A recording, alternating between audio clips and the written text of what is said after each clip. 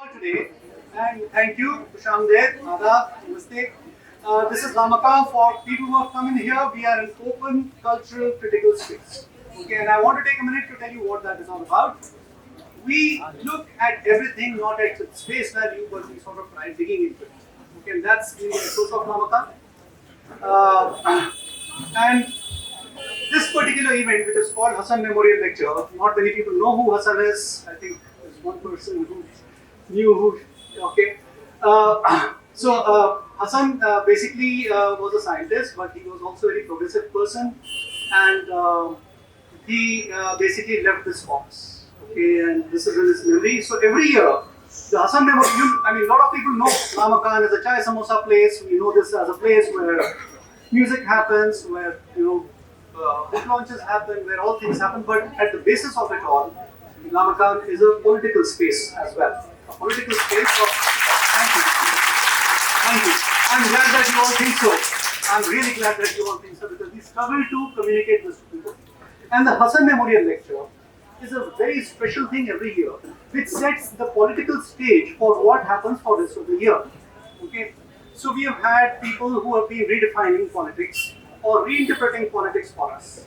And that has been the ethos of the Hassan Memorial Lecture. We also have the anniversary, which is a lot of Gana Bajana, you have everybody coming in here, like this time we have Nasiruddin Shah coming, etc. But this is serious. Okay, this is serious. This is for people who like to think about where we are going, as a world, as a country, as a community, as us, right? And we are extremely glad that Neha and Balaji, who have been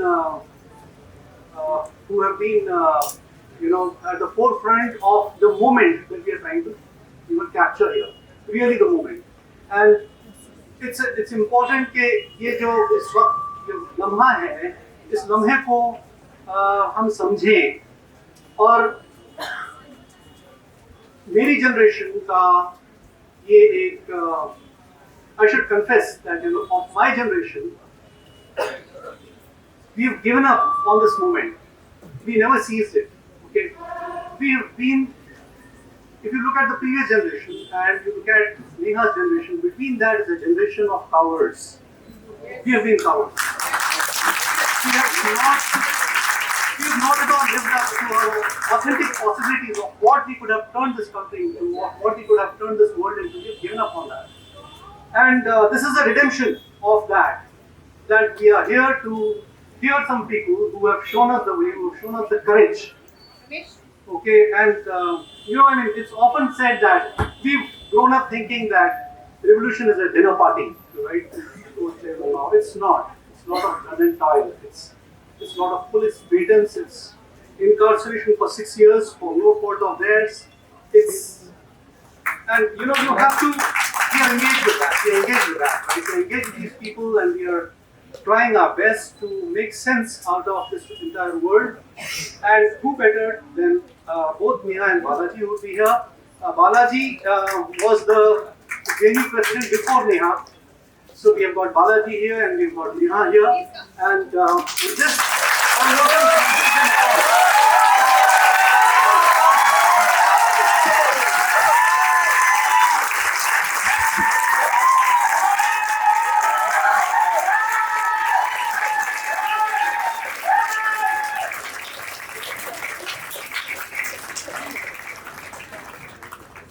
First of all, we are really sorry that I think in the video the time came out at 6 p.m. but the official time for starting the event was 7 p.m. I know Hyderabad starts half an hour late, but today I was really happy to see Hyderabad started 1.5 hours early.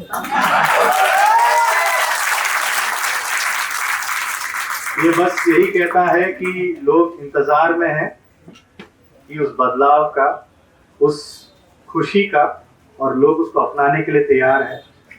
और बस मैं इसी बात से शुरू करना चाहता हूँ. I really want to thank everyone wholeheartedly for coming out, patiently waiting, and it's too overwhelming for us because we have been meeting a lot of students right from Nalsar, right from IIIT, Hyderabad, and we are getting to know that most students from IFLU who are here and who are fighting their mini battles everywhere.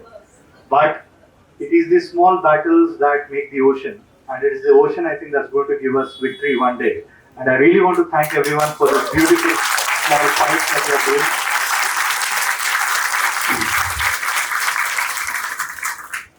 I just want to go back a bit back in the history.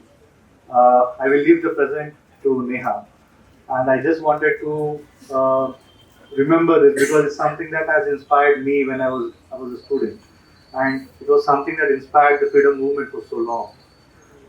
I think it is the Jallianwala Bagh massacre, which churned out a lot of young people, young freedom fighters who took on the battle that हमें आज़ादी अब चाहिए, और आज़ादी बस इस बात से नहीं कि अंग्रेजों को भगाना है, बट आज़ादी हमारे समाज के अंदर जो गुलामी है, आज़ादी जो समाज में महिलाओं के प्रति जो नहीं मिलता है वो छीन के लेना है, और जो आर्थिक आज़ादी भी, जो पूंजीवाद और तमाम व्यवस्थाएं जो लोगों को गरीब रखते हैं उससे जो मिलना है. I think that one instance gave such inspiration for a lot of people, right from the Shahid Bhagat Singh to his dear friend Uddham Singh, and to a great number of people. I mean, I was just going through the history of this one slogan जो हर जगह पे हम लोग देते हैं, और जो पूरा आज़ादी का नारा का एक वो बन गया था, सरफरोशी की तमन्ना अब हमारे दिल में है, देखना है जोर कितना बाजुए का दिल में. ये स्लोगन की शुरुआत और इस स्लोगन की जन्म एक तरीके से उस मैसेकर से हुई. बिस्मिल अजीमाबादी, बिहार के रहने वाले कवि. जो अलग बात है कि राम प्रसाद बिस्मिल ने इसको अपने शहादत में इसको गाते हुए, और बाद में तमाम क्रांतिकारी भगत सिंह से लेकर सब लोगों ने इसको अपना गीत बनाया, बट उन्होंने जालियनवाला बाग मैसेकर के बाद उन्होंने इन पंक्तियों को लिखा, और इन पंक्तियों के ऊपर इतनी जबरदस्त ताकत थी कि अंग्रेजी हुकूमत से डरता था, और जिस अखबार ने या जिस व्यक्ति ने या जिस कागज ने इसको छापा उसके ऊपर सेडिशन से लेकर तमाम चीज उन्होंने डाला और उसको मिटाने की पूरी कोशिश की, बट लोगों ने उसको जिंदा रखा जब वो इस देश के लिए और आज़ादी के लिए शहादत दे रहे थे. मुझे ये पंक्ति इसीलिए बहुत करीब मेरे दिल के लिए लगता है, और इसका वजह भी मैं बताना चाहता हूँ. उसके बाद भगत सिंह, उद्धम सिंह, तमाम लोग इसको आज़ादी का स्लोगन बनाते हैं, और इससे एक तरीके का जन आक्रोश और जनता के बीच में भी there is this great upsurge with this slogan. They own this slogan, and General Dyer gave that kind of brutality कि उस टाइम पे ना सोशल मीडिया था, ना टेलीविजन थी, बस अखबार, और अखबार में भी मुझे नहीं लगता कि फोटोग्राफ्स वगैरह भी उस दौर के थे, बट लोगों ने उस दर्द को इतने दूर से महसूस किया कि उन्होंने सरफरोशी की तमन्ना को अपना दिल में रखा और उसको आज़ादी दिलाने पर किया. मैं क्यों इस बात को दोहरा रहा हूँ? 2019 उस टाइम पे भी एक जनरल डायर टाइप इंसान हमारा गृह मंत्री बन गया था. इक्वल सिटीजनशिप मूवमेंट चल रही थी. मैं जालियनवाला बाग से कभी कंपेयर नहीं कर सकता क्योंकि उस ब्रुटैलिटी के कोई कंपेयर नहीं कर सकता, बट कुछ एसेंस उसमें रहता है कि जामिया यूनिवर्सिटी के अंदर एक लाइब्रेरी के अंदर जब लोग घुस के पुलिस जो पीटा है, और उसके बाद जो आंदोलन निकला सड़कों पे, और उसको दमन करने के लिए जिस तरीके से यूएपीए से लेकर तमाम षड्यंत्र से कई सारे मेरे मित्र उस फर्जी मुकदमों में आज बंद है, उमर से लेके शर्जील से लेके तमाम लोग अभी भी उनको याद करते हैं, क्योंकि वो लड़ाई पॉजिटिव था. वो कह रहे हैं कि हम बराबर हैं, हमने इसको जीता है, इसको ऐसे ही रहने दो. और उससे भी ज्यादा हमेशा जब बर्बरता होती है लोगों की आंख खोल देती है. जुलाई 20 को इसी तरीके का बर्बरता जब दिल्ली के अंदर जो लोग देश भर से आए थे, और पूरे जंतर मंतर पे, मैं उसको थोड़ा लिबरेटेड जोन बुलाता हूँ कि लोग वहाँ पे आज़ाद महसूस थे. अब जब लोग हमसे पूछते हैं कि भाई आज़ादी के नारा आप क्यों लगाते हैं, आप आज़ाद महसूस करते तो आज़ादी का ही नारा तो लगाएंगे, गुलामी का थोड़ी लगाएंगे। तो लोग आज़ाद महसूस किए थे। और वहाँ पे जब पुलिस दमन हुई, उससे पहले भी हम सरफरोशी की तमन्ना नारा देते थे। जब दमन हुई, लाठियों के सामने जब लोग खड़े होकर बोल रहे थे सरफरोशी की तमन्ना अब हमारे दिल में है, जोर कितना बाजुए का दिल में है, वो उन्होंने बदल दिया, बोला बाजुए कितना टीयर गैस और लाठी में तुम्हारे यहाँ देखा है। और उसके बाद वो जन आंदोलन का नारा बना। और यही वजह था कि जो थोड़ा जनरल डायर टाइप इंसान है वो संसद के अंदर पूरे दौर में नहीं आता है, और उसकी इस्तीफा के लिए एक पूरी संघर्ष चल रही है और इसके लिए खड़े। ये चीज छोटी सी मेरे दिमाग में आ रहा था, मैं सोच रहा था, एनालिसिस से शुरू करना चाह रहा था। भाई जोर से बोलो। एकदम बोलेगा। हैदराबाद में आए तो जोर से नहीं बोलेगा तो क्या करेगा? एकदम बोलेगा। 2014 के बाद जब सरकार आई, कई बार जब कोई बीमार पड़ता है तो प्राइमरी हेल्थ केयर सेंटर कहता है कि भाई इंसान बीमार है, थोड़ा बड़े डॉक्टर को दिखाओ। वो प्राइमरी हेल्थ पीएचसी का काम स्टूडेंट्स ने किया था 2015 से। कहते रहे यार ये सरकार थोड़ा डरावना है, इसको आप थोड़ा देख लो, इसके अंदर थोड़ा फांसीवाद के गुण है। लोगों ने बात नहीं माना, कोई बात नहीं, लाठियां बरसाए। लोगों ने बोला हर सरकार करता है। एफटीआई का आंदोलन हुआ, इसी शहर में रोहित वेमुला की शहादत हुई, उसकी आंदोलन हुई।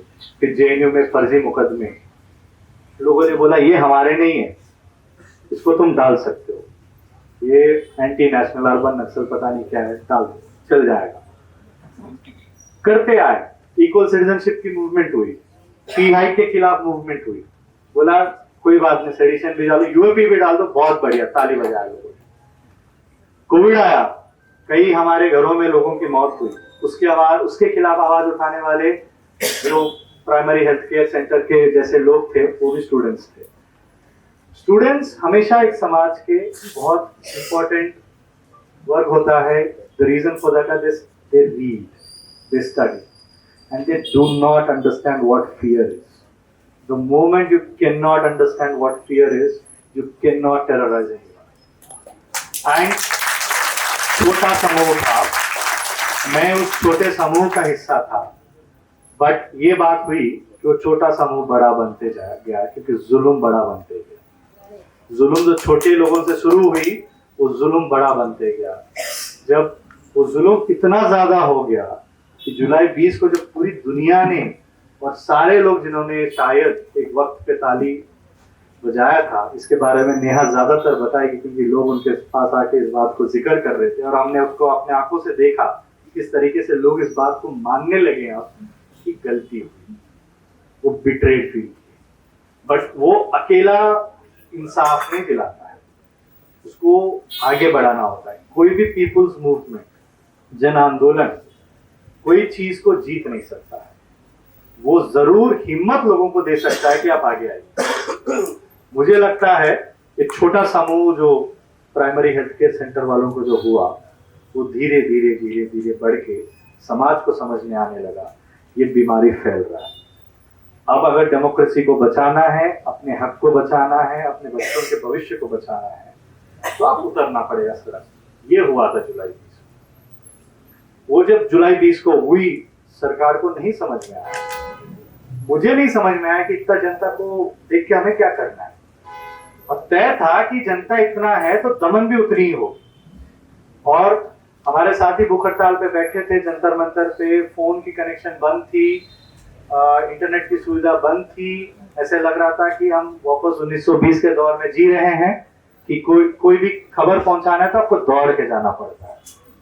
और ऐसा भी नहीं कि किसी को बोल देंगे तो पहुंच जाएंगे। और 5 किलोमीटर का ही रेडियस था जो सारा चीज हो रही, तब भी लग रहा था कि दूरी हमारे बीच में बहुत। दिल्ली पुलिस ने हर जगह पे सेक्टर्स बना दिए थे, एक सेक्टर में एक डीसीपी देखेंगे, दूसरे सेक्टर में दूसरे डीसीपी देखेंगे। कई जगह पे दमन ज्यादा है तो खबर पता चला कई जगह पे दमन और ज्यादा बढ़ गया है। दमन इंफेक्शियस था और रेसिस्टेंस भी इंफेक्शियस था। और जब कोई चीज इन्फेक्शियस बनता है अब उसको रोक नहीं सकते क्योंकि लोग इस नाइंसाफी को महसूस करने लगे और उसको अपने घरों में देखने लगे। पेपर लीक कोई सिम्टम नहीं है, वो उससे बड़ा लक्षण है कि आपकी समाज मर चुका है, कि आप कोई इक्वल अपॉर्चुनिटी आप दे ही नहीं सकते हैं किसी को फेयर एग्जामिनेशन। वो क्रिमिनल सिंडिकेट वहां तक पहुंच गया है। जब स्टूडेंट्स अपने बेसिक अधिकार के लिए कि वो एक सीजेआई नहीं चाहते हैं अपने कॉन्वोकेशन में, उसको लिखने के लिए, वो बात को बोलने पे जब बीसीआई का चेयरपर्सन जो 12 साल 14 साल से जीत ही रहा है, आ ही रहा है, कोई चुनाव ही नहीं होता, वही बैठा है, कह रहा है कि हम आपको लॉयर नहीं बनने देंगे, वो अहंकार है। बट उसको माफी मांगना पड़ा। वो इन्फेक्शन, वो आंदोलन का इन्फेक्शन है और ये पॉजिटिव तरीके का है कि बढ़ता है तेजी से और सरकार को ये बात मालूम है। इसीलिए जहां पे भी सरकार देखता है कि विरोध का the possibility for resistance increases, the militarization of the police also increases. We start learning from the wrong places like Israel. We try getting weapons from there. We try getting software from there like Pegasus. I mean, I think they have even more beautiful software than that. I am the most beautiful person on this earth, Mr. Trump, which our city knows more than anyone else. Our our Chief Minister named a road of him. I don't know why. He should have named, maybe if there's someone who should have been named, it should have been Abraham Lincoln, who fought slavery, or Martin Luther King. But he went and chose Trump, so it speaks about himself. I'm sorry about that, but that's how it is. H1B visa खत्म कर दिया, line में लगना पड़ रहा वहां पे भी, जो लोग पहुंच गए हैं लौटने के भी लाइन में लगना पड़ रहा है। इस सरकार ने लाइन में लगना हम लोगों को सिखा दिया और लोगों को लाइन में लगना आ गया। और वो जब लाइन में लग चुके हैं, उनको एसआईआर के लिए भी लाइन में लगने में परेशानी नहीं है, उनको किसी के खिलाफ नफरत करना है उसके लिए भी लाइन में लगने के लिए परेशानी नहीं है। बट ये लाइन को जुलाई 20 ने तोड़ा है।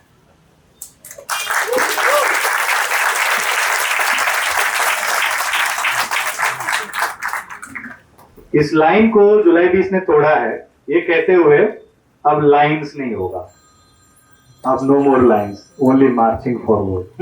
If there will be lines, it will be marching forward for democracy. लोग जेनजी कहते रहते हैं, मेरे कॉमरेड्स मुझे कहते रहते हैं आप बहुत पोर जोक्स मारते हैं, बट मैं अभी भी इस बात को ओन अप करता हूं। मेरे लिए you don't have to fear on an issue if you can stand united despite your political differences.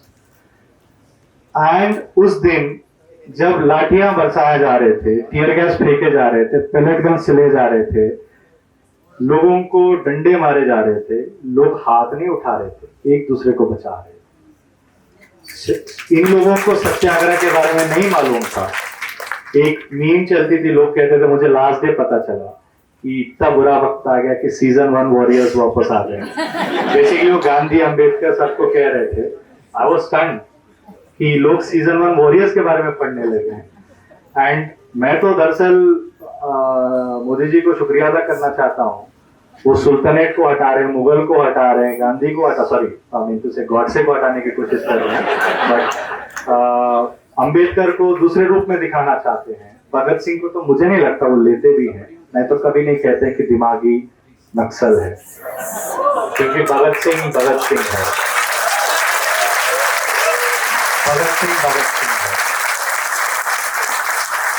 Singh से आप अगर कोई, मैं देख रहा हूं कि कई लोग, जिन लोगों ने इससे पहले भी दमन किए थे, वो लोग भी कह रहे हैं कि हम भी दिमागी नक्सल है।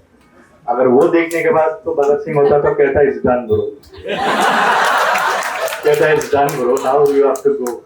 अगर यही जवाब है उनके पास कि यंग इंडिया को फ्री कोचिंग से खरीद लेंगे, दिमागी नक्सल कह देंगे कि तुम्हारे पास दिमाग है इसलिए हम तुमको नहीं पसंद करते हैं, और वो साबित कर रहे कि शायद उनके पास कम है या नहीं है, या उसको प्रिजर्व करके अगले जनरेशन को देना चाहते हैं। मैं वेरी क्लियर हूँ, मैं बहुत रेस्पेक्ट करता हूँ हमारे प्राइम मिनिस्टर से, जो भी सुन रहे हैं इस बात को जाने, और मैं होम मिनिस्टर को भी बहुत प्यार करता हूँ, और जितना प्यार आरएसएस उनसे करता है उससे ज्यादा करता है। इसलिए मैं कभी भी अपने सपने में भी मोदी को मोदी नहीं बुलाता, मोदी जी बुलाता। अमित शाह जी भी वैसे ही, मुझे लगता है वो सपना ऐसा ही रहना चाहिए। क्या फ्रेंड्स यार, सब लोगों ने मित्रों बोल के ट्रोल करके उनसे मित्रों ले लिया है, अब एक फ्रेंड्स बोलने लगा, फ्रेंड्स ले लेंगे। अब गले मिलने को लेके मजाक चल रहा, वो गले भी नहीं मिल सकते हैं। अब वो रील बनाने की बात कर रहे हैं लोग, उस पर भी मजाक बना, वो करेंगे क्या? तब टेलीप्रॉम्प्टर भी हट गया है, तो करेंगे क्या वो?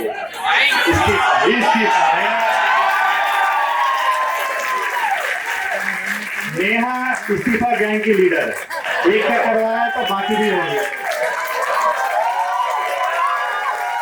मैंने कई बार सोचा कि हम क्या मांगे, में आजादी हटा के हमको इस्तीफा बोलना चाहिए। हम क्या मांगे? इस्तीफा, मोदी का भी, शाह का भी। देखिए, जनता का नारा है, हम नहीं छीन सकते हैं। लाठी मारो इस्तीफा, गोली मारो इस्तीफा, छीन के लेंगे ये हक हमारी, अरे जान से प्यारी। जनता जब इस्तीफा मांगने उतरता है तो इस्तीफा हो जाता है। बस जनता को इस्तीफा मांगना आना चाहिए। अब हमें पता चल गया कि उनको इस्तीफा देना आता है। वन थिंग फॉर श्योर, वो चैट जीपीटी नहीं था। It was very clear. वो 1970 का कोई आरएसएस का पर्चा हो, ऊपर नीचे करके उन्होंने बोला आई रिजाइन, बट उसने बोला कि ये गलत था, इसलिए उससे बचाने के लिए देश को मैं इस्तीफा दे रहा हूं। यार बहुत अच्छे किया आप धर्मेंद्र प्रधान जी, कोई भी धर्म आपके अंदर बचा है तो आपने इस्तीफा देकर उसको बचा लिया। मैं ज्यादा वक्त आपका नहीं लूंगा, बिकॉज मैं तो एड ऑन हूँ। Neha is the one we all want to listen to. मेरी मकसद इतना ही था कि एक छोटी सी बैकग्राउंड छात्र आंदोलन का, और जो छात्रों ने इससे पहले जो शहादत दी और जो अभी भी उस शहादत को दे रहे हैं, उन सबको मैं थोड़ा याद करूं और याद दिलाऊं कि इस मुश्किल वक्त में भी हमने उनको नहीं भूला और नहीं भूलेंगे। और जिन्होंने पहला लाठी इस सरकार के खिलाफ खाया, वो एफटीआई के आंदोलन से हो, वो ऑक्यूपाई यूजीसी के आंदोलन से हो, वो रोहित वेमुला के लिए न्याय के मांग करते हुए हो, वो जेएनयू में सेडिशन के खिलाफ लड़ते हुए हो, वो पंजाब यूनिवर्सिटी में फी हाइक जब हुआ तो उन पे सेडिशन जो लगा था उसके खिलाफ लड़ते हुए हो, या तमाम जगह पे फ्लू में स्टूडेंट यूनियन के इलेक्शंस को लेके हो, एचसीयू में, देश भर में पंजाब यूनिवर्सिटी से पटना यूनिवर्सिटी से लेके तमाम यूनिवर्सिटीज में छोटे छोटे आंदोलन लड़ के आपने जो हिम्मत एक दूसरे को दिया। जब समुंदर में वो बड़ा लहर आता है, हम उन बूंदों को याद करना बहुत जरूरी है, क्योंकि उनके बिना तो समुद्र नहीं बन सकता। क्योंकि भले ही इंस्टाग्राम जनरेशन व्हाट्सएप से लड़ रहा है, मुझे लगता है जीत चुका है हैंड्स डाउन, क्योंकि व्हाट्सएप को समझ में नहीं आ रहा, जबकि दोनों एक ही है, बट व्हाट्सएप को समझ में नहीं आ रहा है कि जवाब कैसे दे। जैसे अभी एक बीजेपी के एमपी है जो एक्टर भी है, उनको लग रहा है कि जेंजी उनसे प्यार कर रहा है, बट उनको समझ में नहीं आ रहा, उनकी मजाक बन रही है, उनके आवाज का, उनके मीम्स का मजाक बन रहा है, उनको लग रहा है वो लोकप्रिय हो रहे हैं। I mean, if they are under that false impression, we'll let them be. Because इसी से वो चुनाव में जाएंगे, नहीं भी जाएंगे तो जो भी घोटाला करेंगे, जो भी गपला करेंगे, this generation democracy is watching you. Be careful. Thank you very much.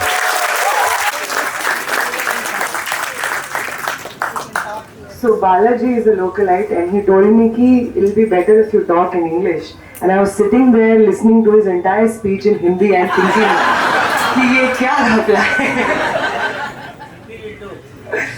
But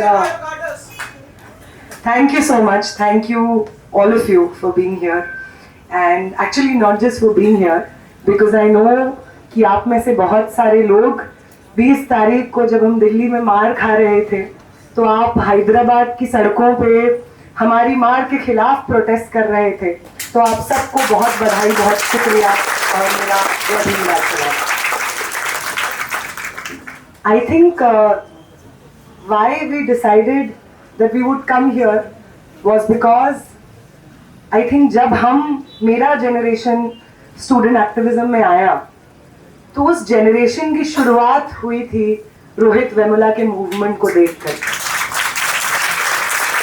और अगर आज के समय की कोई सच्चाई है तो वो ये है कि आपको कभी भी एक दिमाग की तरह देखा ही नहीं गया. आपको सिर्फ एक वोट की तरह देखा गया, महज एक आंकड़ा. और ये चीज हमारे आज के समय की सच्चाई है, और ये चीज रोहित वेमुला ने इस दुनिया का सच शायद समझ लिया था, और इससे हमारे स्टूडेंट मूवमेंट की समझदारी आती. तो first of all, revolutionary greetings to the students of Nalsar who are standing here in the crowd.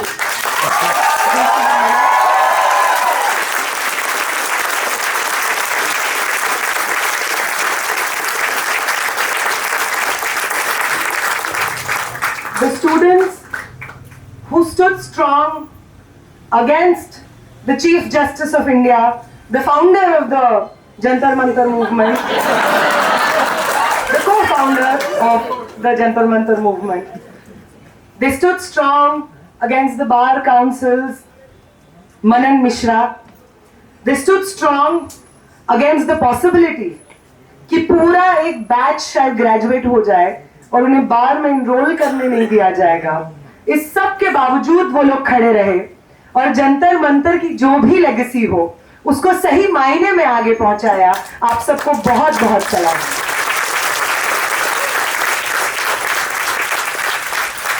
Salute to the students of EFLU जिन्होंने 2 दिन पहले ही एबीवीपी के लोगों से मार खाई है सिर्फ अपने कैंपस में डेमोक्रेटिक डिसेंट को जिंदा रखने के लिए. और इस तरीके की लड़ाइयां और मार इफ्लू के स्टूडेंट्स को बार बार स्टूडेंट रिप्रेजेंटेटिव्स होने के नाते झेलनी पड़ रही है, फिर भी वो डरते नहीं है, छोड़ते नहीं है इस लड़ाई को. उनको बहुत बहुत सलाम.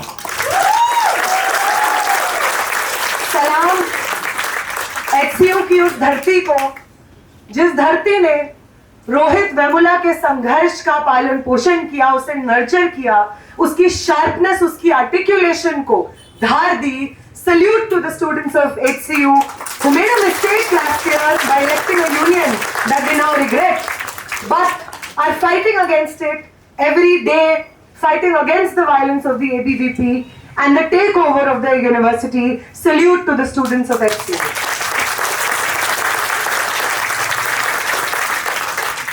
Salute to the students of Osmania University, जिनका इतिहास बहुत लंबा है, जिनका इतिहास तेलंगाना के स्ट्रगल से लेकर के इक्वल सिटीजनशिप के संघर्ष तक, अपने यूनिवर्सिटी को बचाने के संघर्ष तक जाता है. उन सब स्टूडेंट्स को मेरा बहुत बहुत सलाम. आई थिंक आप सबको, हमें बार बार लोग बोलते हैं कि आप इंस्पायर करते हैं, जंतर मंतर का मूवमेंट इंस्पायर किया हमें, वो जो संघर्ष था वो इंस्पायर किया हमें. बट सही मायने में ये जो मूवमेंट्स हैं, ये जो यूनिवर्सिटीज हैं, जिन्होंने आज भी जब देश को विवश किया जा रहा है कि अपनी सोचने समझने की तमाम क्षमता को गड्ढे में डाल दो, इन यूनिवर्सिटीज ने, इन एजुकेशनल स्पेसेस ने आज भी इस देश के मॉरल कॉन्शियसनेस को बचाए रखा है. इन सब को सलाम. और ये इंस्पायर करते हैं सही मायने में हमें.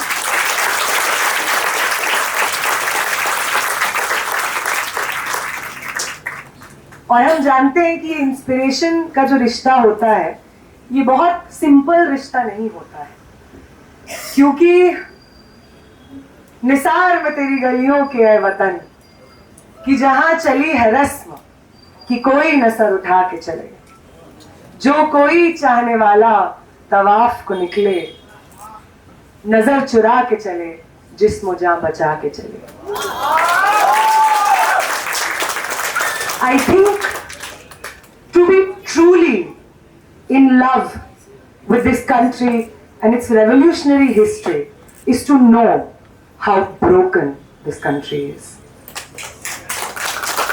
To truly love and uphold the history of this country is to know कि इस देश में हम हर साल, हर बार कितना नाउम्मीद हुए हैं। To truly be patriotic is to know कि डीमोनेटाइजेशन की लाइन में जबरदस्ती इस देश के आम लोगों को, बुजुर्गों को, बच्चों को, गरीबों को, मुसलमानों को, दलितों को इन्होंने लगाया और उस डीमोनेटाइजेशन की लाइन में न जाने कितने आम लोगों ने अपना दम तोड़ दिया। और डीमोनेटाइजेशन के इतने साल बाद उस डीमोनेटाइजेशन से क्या हुआ, हमने क्या अचीव किया, इस चीज का कोई सच किसी के पास मौजूद नहीं है। न प्राइम टाइम पे चिल्लाने वाले एंकर्स के पास, न सत्ता में बैठे मंत्रियों के पास, न सत्ता पक्ष में बैठे मंत्रियों को डिफेंड करने वालों के पास, किसी के पास इस चीज का जवाब नहीं है कि डीमोनेटाइजेशन की लाइन में हिंदुस्तान को खड़े होकर के, हिंदुस्तान के नागरिकों की जान लेकर के इस देश ने क्या हासिल किया, किसी को नहीं पता है। To know this brokenness and to still fight for this country is what patriotism is.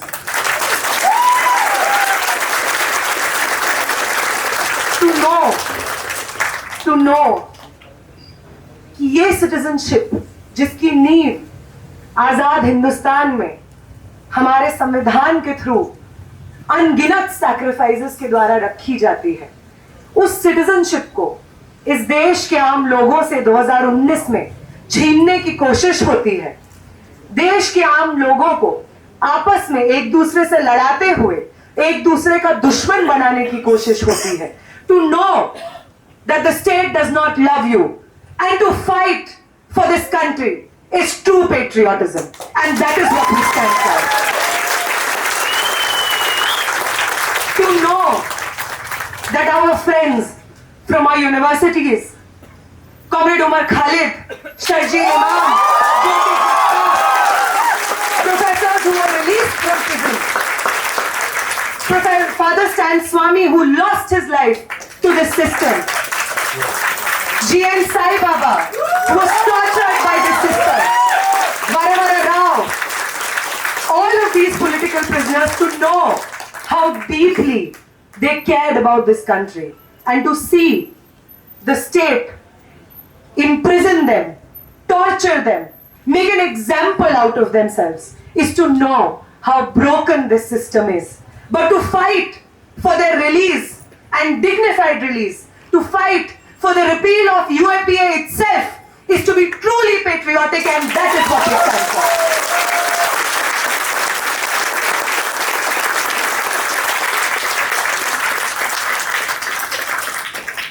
To know that the state does not care about you, to know कि आपकी जिंदगी का जो आधार है उसको आपसे छीन लेगा 3 कृषि कानून और अपना जिंदगी पीछे छोड़ करके, अपने गांव, शहर, कस्बे छोड़ करके 1 साल से ज्यादा दिल्ली के बॉर्डर्स को ऑक्यूपाई करके अपना हक छीनने की जद्दोजहद 700 से ज्यादा शहादतें दे करके, to know how broken this system is and to fight despite this brokenness is true patriotism and this is what we stand for.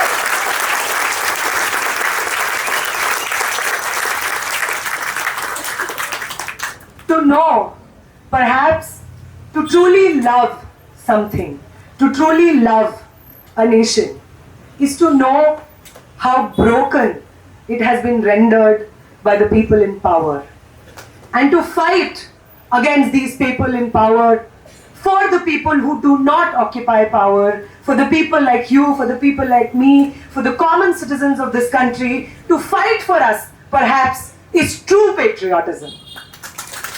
इसलिए जब हमें दिमागी नक्सल बोला जाता है, तो ये जानते नहीं है कि इस टैग को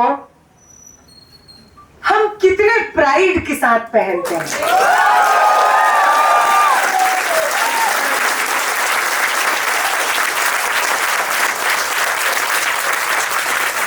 ये जानते नहीं है कि जब ये इस देश के कुछ लोगों को, पहले जेएनयू को एंटी नेशनल कहते हैं, फिर जामिया को पाकिस्तानी कहते हैं, फिर मुसलमानों को American agents, Pakistani ISI agents कहते हैं, इस देश के स्टूडेंट्स को टेररिस्ट कहते हैं, इस देश में आवाज उठा रहे तमाम लोगों को कॉकरोचेस कहते हैं, तो इसके बाद कुछ बचता नहीं है।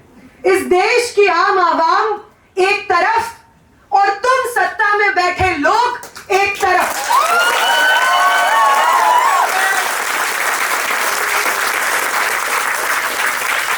वो देश जो खोखला कर दिया है तुमने, वो देश जो अपने इतिहास से मेल नहीं खाता, वो देश जिसके स्वतंत्रता सेनानी अगर आज इस मंच पे खड़े हो जाएं, तो इस देश की हालत देख करके आंसू आंसू हो जाए। उस देश को जो बर्बाद कर दिया है तुमने, उस देश के लिए जो आम लोग लड़ेंगे, उन्हें तुम पाकिस्तानी बोलो, एंटी नेशनल बोलो, टेररिस्ट बोलो, हम सब लोग एक तरफ और तुम दूसरी तरफ।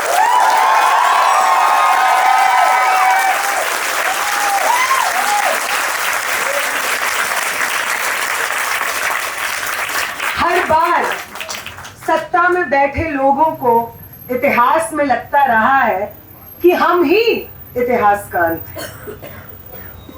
दुनिया चाहे कहीं से भी शुरू हुई हो, उसका लॉजिकल कंक्लूजन हमारी सत्ता से होगा। और आज जो लोग सत्ता में बैठते हैं, उन्हें भी इसी चीज का अहंकार है। They don't remember their own history.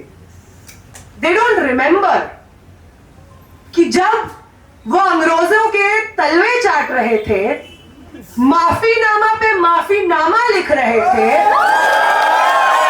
अपने माउथ पीस में देश के नौजवानों और छात्रों से इंसिस्ट कर रहे थे कि आजादी के आंदोलन में हिस्सा मत लो, क्योंकि ब्रिटिशर्स के आ जाने से मुगल एम्पायर खत्म हो गई और वो हमारी असली विक्ट्री है। उन लोगों को क्या पता है कि जमहूरियत के लिए संघर्ष करना होता क्या है? उन्हें क्या पता है? उन्हें क्या पता है कि 17 साल के खुदीराम बोस क्यों चढ़ जाते हैं फांसी पे हंसते हंसते? क्या पता है उन्हें कि 23 साल के भगत सिंह क्यों चढ़ जाते हैं फांसी पे हंसते हंसते? क्या पता है उन्हें कि अशफाक उल्लाह खान का जज्बा क्या था? क्या पता है उन्हें? क्या पता है उन्हें कि शिक्षा के लिए संघर्ष कर रहे उससे भी पहले दौर की सावित्री माई और फातिमा शेख की लड़ाई क्या थी? क्या पता है हमें? क्या पता है उन्हें कि अपनी जमीन के अधिकार के लिए लड़ने वाला बिरसा मुंडा का संघर्ष क्या है? क्या पता है उन्हें, जिन्होंने हमेशा सत्ता के सामने नाक रगड़ी है, सत्ता की आंख में आंख डाल के चुनौती दे करके अपने हिंदुस्तान को वापस कैसे लेना है? क्या पता है उन्हें?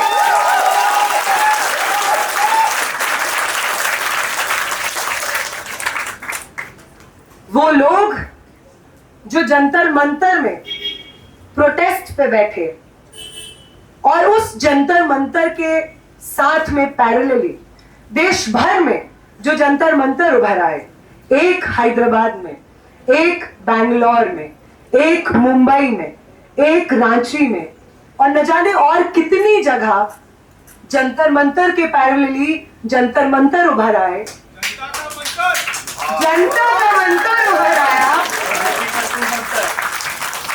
रवीश की लाइन है ये, जनता का मंत्र और मोदी का छू मंत्र। झुकाने वाला चाहिए। तो वो तमाम लोग जिन लोगों ने इस चीज को समझा कि पिछले 1 दशक से ज्यादा का इस देश में जो राजनीति चल रही है, उस राजनीति को रिजेक्ट करते हुए जब इस देश के लोग एक दूसरे का हाथ थामते हैं, एक दूसरे के लिए एक बेहतर भविष्य को इमेजिन करते हुए उसके लिए संघर्ष करते हैं, तो मोदी शाह जैसी ताकतें भी सर झुकाती हैं, अपना शर्मिंदा होती हैं। आप सब लोगों को जो हैदराबाद में है, कोलकाता में है, रांची में है, आप सबको बहुत बहुत सलाम। और मैं ये बार बार सलाम एक और रीजन की वजह से कर रही हूँ, सिर्फ इसलिए नहीं क्योंकि ये जज्बा वन वे है कि लोग सिर्फ जंतर मंतर को देख के इंस्पायर हो रहे थे। मैं आपको यकीन दिला दूं, जब जंतर मंतर पे हम लोग मार खा करके tear gas shells, pellet guns, कीलों में घुसी हुई लाठियां, ये खा करके जब हम शाम को बैठे हुए थे, तो जब हमने वीडियोस देखी कि नई दिल्ली रेलवे स्टेशन पे जो ट्रेनें आ रही हैं ना, इतनी खचाखच भर के आ रही हैं कि ट्रेन रुकने पे ही स्टूडेंट स्पिल आउट हो जा रहे हैं बोगी से। क्यों? सिर्फ इसलिए क्योंकि उन्हें लगा कि हमारे दोस्त, हमारे क्लासमेट्स, हमारे साथी, हमारे कॉमरेड्स दिल्ली में अकेले मार नहीं खाएंगे, उनकी लड़ाई को हम मजबूत करेंगे। आप सबने कितनी हिम्मत भरी है जंतर मंतर पे लहूलुहान लोगों के अंदर। जब हमने ये देखा कि जंतर मंतर पे जो हिंसा हुई, वायलेंस हुआ, उसके खिलाफ अलग अलग जगह पे प्रोटेस्ट शुरू हो गए। Just today students of Nalsar showed me a video where a protest was organized in Nalsar in solidarity with the students sitting at Jantar Mantar. When we saw such videos, that we are not alone. Our wounds are not our own. Our blood spilled on the roads of central Delhi, it's not our blood alone. Our pain is being felt throughout this country. I assure you, friends and comrades, we were so inspired. We were so inspired. Thank you so much. Thank you so much for this example. Thank you so much for this example of solidarity. Thank you so much for reminding this nation what it means for a country to stand together, what it means for people to stand not divided but united against a fascist offensive. Thank you so much, comrades. And I also say thank you सिर्फ इसलिए नहीं क्योंकि बीते कल में कुछ हो गया जिसने बहुत हिम्मत दी, बल्कि इसलिए ज्यादा क्योंकि आगे आने वाले सालों में इस हिम्मत को, इस जज्बे को बार बार याद करने की जरूरत महसूस होगी।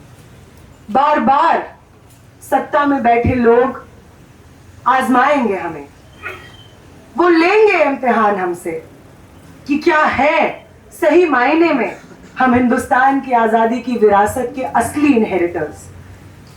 वो आजमाएंगे हमको कि उनकी तमाम कोशिशों के बावजूद क्या आज भी है हम में हिम्मत एक दूसरे का हाथ थाम के एक साथ ढाल की तरह इस देश के लोकतंत्र के सामने खड़े हो जाने की।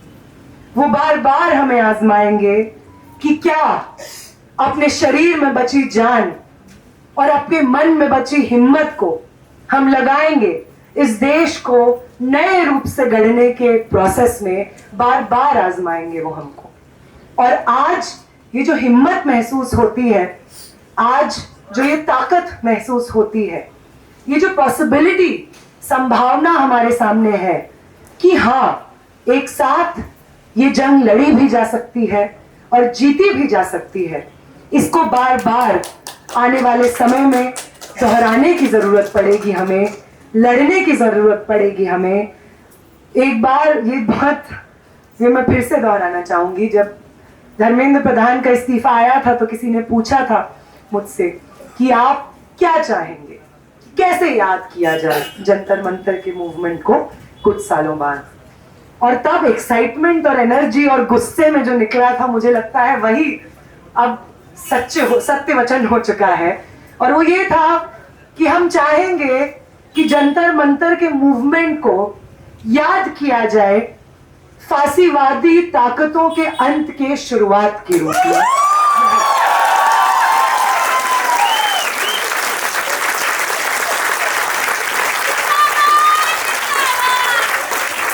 If we want to be registered in history, we want to be registered as the generation which brought about the downfall of this fascist regime. If history remembers us as anything, we want history to remember us as the generation that put an end to the politics of hate in this country. If we want to be remembered as anything, we want to be remembered as the people who took back their country from the hands of the fascists and put it in the hands of the people once again. Democracy in its truest sense will be registered, will be renewed, will be restored in our leadership, in the leadership of the young people of this country, in the leadership of the people who are alive, in the leadership of the people who refuse to bow down, in the leadership of the people who are not afraid of being put behind bars, who are not afraid of being labeled as terrorists, who are not afraid of your lathis, of your tear gas shells. We want to be remembered in history as the generation that made the history of this country. Thank you so much for your patience. Thank you so much. हम ये जो Gen Z rising कर रहे हैं, ये इसीलिए कर रहे हैं ताकि ये जो हिम्मत महसूस हो रही है, ये कहीं डिसिपेट ना हो जाए, कहीं खो ना जाए। ये जो हिम्मत एक रांची के प्रोटेस्ट के रूप में उभरी है, जहां पे लोग भूख हड़ताल पे बैठे हैं, ये जो हिम्मत चेन्नई में नीट के खिलाफ बैठे स्टूडेंट्स ने दिखाई, ये जो हिम्मत नालसार के स्टूडेंट्स ने दिखाई, ये हिम्मत को एक सूत्र में पिरोना है हमें, इसलिए हम लोग ये जेन ज़ी राइजिंग कर रहे हैं। इस हिम्मत को ऐसे ही बांधे रखना है हमें, इसलिए हम ये जेन ज़ी राइजिंग करते हुए तमाम छात्र आंदोलनों की जगह पे जा रहे हैं अपनी सॉलिडारिटी पेश करने के लिए और हिम्मत बटोरने के लिए। तो आज रात हमारी हिम्मत बढ़ाने के लिए, इस छात्र आंदोलन को और बड़ा करने के लिए हैदराबाद शहर का बहुत बहुत बहुत शुक्रिया।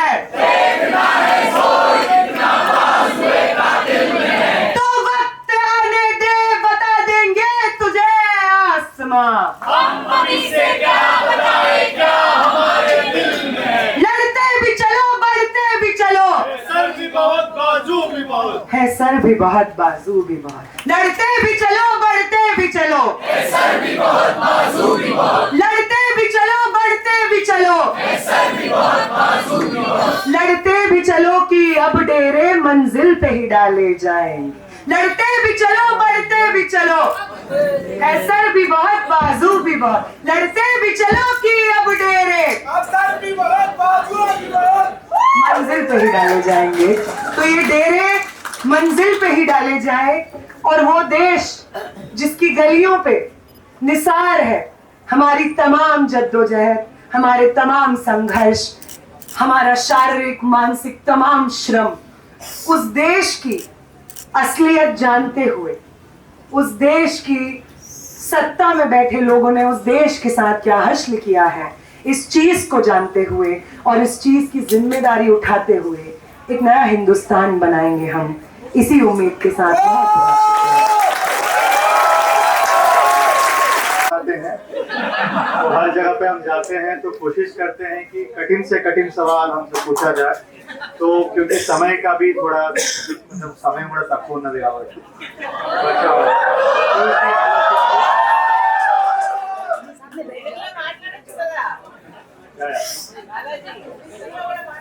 ఇది గతరన్న తెలంగాణ పోరాట అయితే ట్రోల్స్ ఉంటారు కదా పని లేనట్టు వాళ్ళ పని అది యాక్చువల్ గా వాళ్ళు నేహా వీడియో కింద పెట్టిందన్నమాట. అదే మీకు ఫ్లైట్ లో పైసలు వస్తున్నాయి, కార్ల పైసలు వస్తున్నాయి, తిరగడానికి పైసలు వస్తున్నాయి, ఎట్లా చెప్పాలా? పిఎం కేర్స్ పైసలు అదాని అంబానీ ఇస్తుండ్రు, మా పైసలు మీరందరూ ఇస్తుండ్రు. మీ అందరి మధ్యలో ఒక డొనేషన్ బాక్స్ వస్తుంది. It's humble request to prove the trolls wrong. This movement and this everything that is there is part of a people's movement. Every penny that you give will be used to strengthen the movement. Every penny that you contribute will be जो हिसाब जो मांगेंगे उन्हीं से हम अपना हिसाब भी मांगेंगे. तो मैं इसीलिए मैं सबके सामने ये चीज पूछ रहा हूँ कि जनता को समझ, जो लोग ट्रोल करते हैं, जो छुपे छुपे कहीं से पीएम केयर में पैसा लेते हैं, हम जनता केयर में लेना चाहते हैं. This is people's care. This is democracy cares fund. Please contribute it, and we'll be taking questions. I think I've been told 5 to 6 questions at max. So if there are some questions together, we'll answer them together. First priority will always be Neha. So answer the question. Only your question, please, and nothing else. Your comments you can write on our Instagram posts, but please, your questions only. Thank you. Neha ji, the thing is that this is the combined effort of the student unions. It may be a CJP and it is coming. Then you are on the bench of CISO. Then while you will be a giant action force, then you are coming, the CJP may be the party, whatever it may be. Then you are the part and parcel of that. Then all the student unions, left students, whatever it may be, do you want to come together as a giant action force kind of? What is the purpose of then the giant action force is coming or not?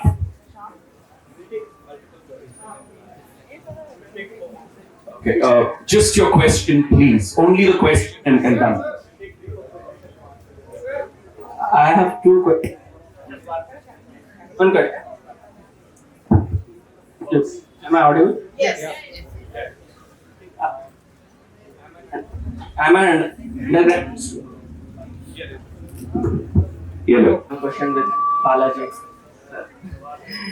So actually about the you said about Rohit movement, right? So you are from JNU, right? So after Rohit's death, there was another incident in JNU. I think nobody knows or somebody knows about it. The Najib issue. This question is very pressing for me as a student who's gonna learn about political science in my coming future, in near future in HCU. So, does that mean Rohit committed suicide resisting the regime? He's more relevant, or doesn't mean, or does that mean Najib was irrelevant because he was, he's missing till now. Because CBI also has closed the case. So where is the Muslim question in our democracy? I have came to 2 months ago when Karwan-e-Mohabbat was organizing a program, and the Karwan's head has said in CJP protest as well that asking for accountability to the government without asking about the minority question is like speaking in Nazi Germany and not including Jewish question in that. So he raised that voice in Jantar Mantar. Sorry, not in Jantar Mantar, but here at the location of Sikandrabad. So the problem is that it's very relevant till now, because when Dharmendra resigned, Junaid's family was That's right. I mean, was arrested. So that's the problem here. Patriotism, but when you look at it, the whole issue from the point of environment and climate crisis, a globe that is divided by borders cannot give a global solution. What's your take on that? Thank you. Neha, you can take these. We're always looking for greater solidarity, and especially within the left, but of course amongst the progressive forces. So all forces of the left, Ambedkarite forces, all forces who today have figured out that the one and sole enemy of the Indian people right now is the fascists. All of those forces have to come together, not just the left forces in the left and not just the Ambedkarite forces, but all of that. And there is constant negotiation. Even the Jantar Mantar protests were a result of this kind of unity amongst the student movements of the left and Ambedkarite movements. So yeah, I think that is one thing.